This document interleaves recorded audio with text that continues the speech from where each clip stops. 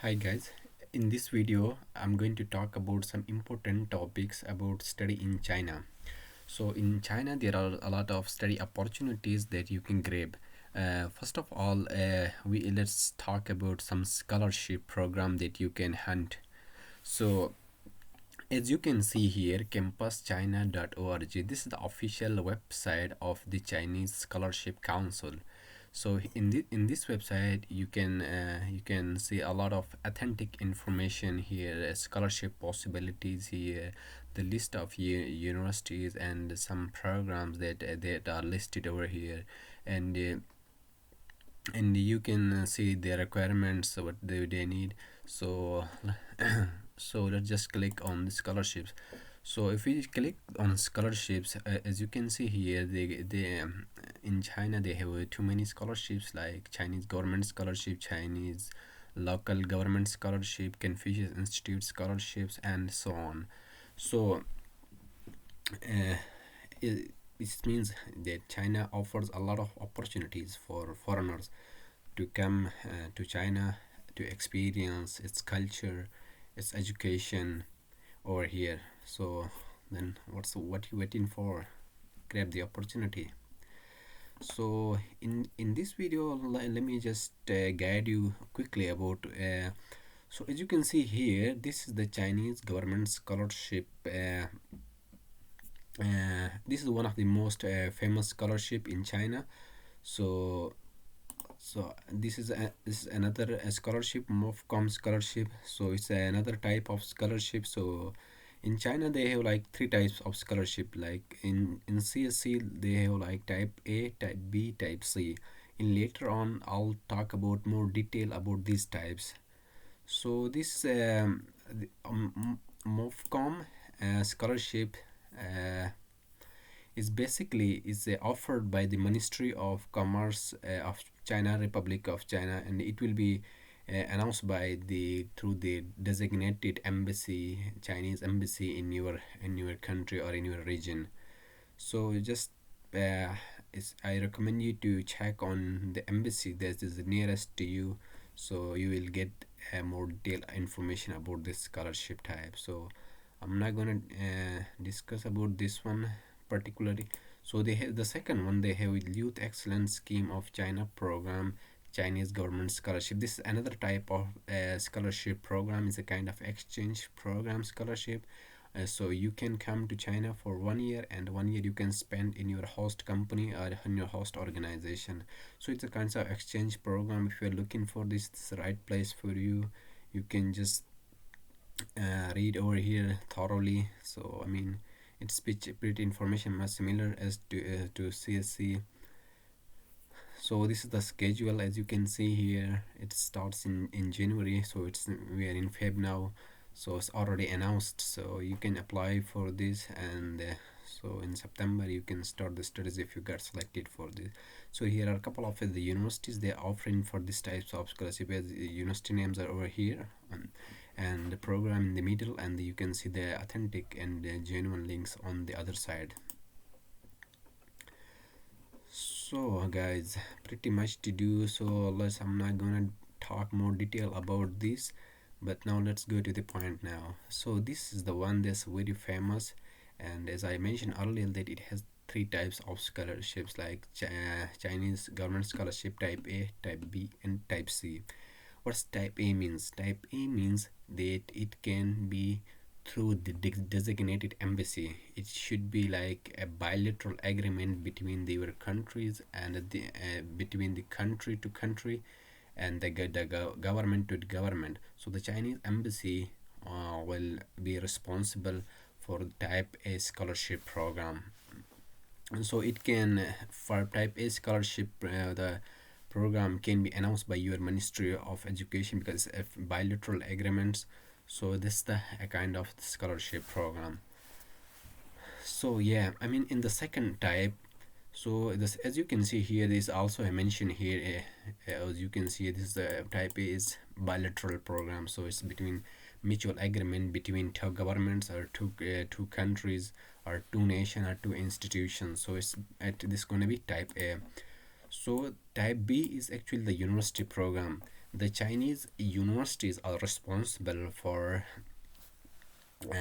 selecting the right candidates for this type of scholarship. So the whole uh, the university is responsible for all of this paperwork. So all the agreements and undertaking will be you and between the university. So at this, there's another type. The third type is a designated scholarship program. I don't know much about this program, but it's between Chinese and some international organization or some with specific institute. As you can see here, some of the institute they mentioned over here. I don't know much pretty about these, so I'm not gonna talk about these. So this information I'm telling you from their official website, and I'm not responsible for any kind of misrepresentation or anything. I'm just telling you just to make it easier for you in your application process. So I thought that I'm the one of these scholarship holders, so I thought that my friends over there who are seeking for the guidance or help, so that's why I just am making this video as a individually and voluntarily, so I'm not getting paid for any kind of promotional videos. So that's why, and to make it clear for you, I'm doing this by volunteer by own. So yeah, so let's go. So in this scholarship, let's when we talk about scholarship, so this most important thing to know about scholarship coverage. So Chinese government scholarship, it covers your tuition fees, free university dormitory, or give you the accommodation subsidy, and they give you monthly stipendium of for masters like 3,000 Chinese RMB, and for undergraduate 2,500 per month. For doctoral programs, like 3,500 per month. As you can see here clearly, it's written over here. It's also cover medical insurance, 800 per person per year. So for 400 per person for program lasting less than 6 months. So yeah, here's a lot of much to do. So it's quite a handsome amount. With this amount, you can live happily for 1 month in China, and you can do a lot more with this. So it's enough for survival here, and they already calculated on the base of daily consumption of what a normal students can do. So yeah, so don't worry about it. But of course you will need per travel allowances, but you get it managed by your own. So yeah, what is the eligibility criteria? As it depend from it different with different countries. So I mean, if you are from another country, so it will be some different criteria, like for some health certificates or etc. So it can be different, but some of them are really general and it applicable to all. So this is one of the age limit should be 25-year age if you're applying for undergraduate. So if you're applying for master's program, your age must be under 35. So if you're applying for doctoral program, so your age shouldn't be exceeded 40 years old. So this is a lot of information here. I'm not gonna bump a lot of information on you, so you can read here on the official website, as you can see in my video on the top on tab bar here. So I mean, if your medium of instruction is in Chinese, then they will ask you for HSK level 4 or 3. So it depends on the program they offer. So for example, they usually ask IELTS or TOEFL as well, but they give you exemption when you have a previous degree in English taught program. So again, it's also differs with different universities have different conditions, so it may not be applicable for all the universities. So please go through thoroughly on their official websites of the your interest in or prospective university. So this application procedure, as I mentioned earlier, it's It's a bit easy. You have three program. I mean, if you let's just go with the type B. So I mean, what should be the procedure? Type B, should you have to go to designated university and apply on their official website. So after that, you will get a response from them, whether you get selected or not. So this is the whole university is responsible for selecting the candidates. So keep in mind that these are official websites, so you can read more about this if something is unclear in this video. For application documents, you need application form for Chinese to be, this should be filled online on the and this is the official website where you can file for Chinese government scholarship. This is the information system where you just have to create an account, and then you have to put your own data, your login credentials, and your information. So and after that let you to log in, and then after you have to apply for the type of scholarship that you are desiring. So yeah, I mean, so here it is. So yeah, I mean, a lot of things here. So as I mentioned, some of these are earlier, so you should also have good research or plan or study proposal. So it should be no less than 200 words for undergraduate, no less than 500 words for masters, and 1000 words per postdoctoral program.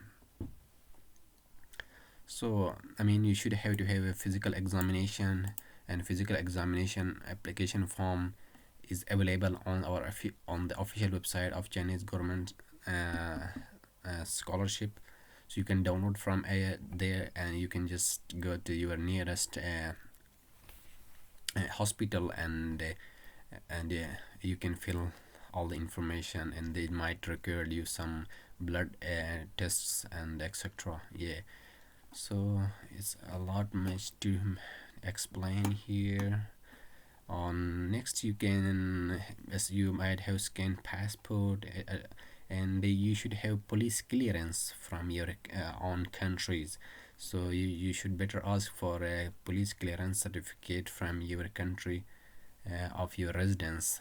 So these are most important documents that you need to apply for this scholarship.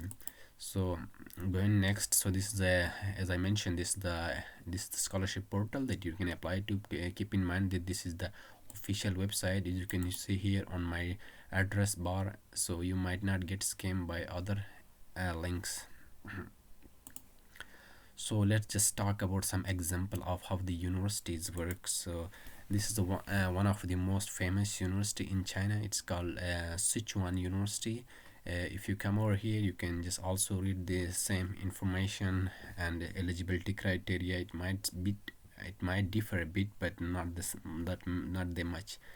So yeah, they will guide you how to. This is the official website, so they will guide you here. So you just have to go to their portal and apply on that. And keep in mind that one, this is the the agency number. So when you sign up on the portal, and when it asks you for agency code, you might not be surprised, because in China every university has agency code. Every university has its own agency code. How you can you know this? You have to go to the official website of the university and search for agency code, and then you will get this code. When you enter this code in this portal, and automatically university name will appear after you enter in this code. So I mean, each university has a unique code, so you have to check for the right code that you are desiring to. So this is the most important thing I want to mention. The rest is the same. So this is the admission timetable here. So we have already discussed, so I'm not gonna read this anymore. So this is their curriculum, what they're offering. So this is here Chinese university program. So as you can see here, they are mentioning many times. So this is the agency code for for handling the application. So you can just every time you have to check from here, and then uh, so this is another type of scholarship, is university based scholarship. It's offered by Sichuan University. You can also read it, but it's especially for nuclear science and engineering, or chemical students, or medical students. So this has on criteria. So as they have mentioned that the standards, scholarship standards and content and standards are same as CSC scholarships. So, I mean, it's pretty much the similar as CSC. You can also hand this one. So yeah. So this is the official website of the Sichuan University. For example, if you are desiring to apply for Sichuan University, and this is my email address, as you can see here, but you don't have to worry about that. Yeah. So you can just register here with your own credential, sign up, and then just follow this procedure. If you further need any help, don't I'm here to help you guys. But if anything unclear in the video, just let me know through by commenting on the uh, commenting below in this video. And I hope you like this video. I'm not gonna take a lot of time by explaining same things repeatedly.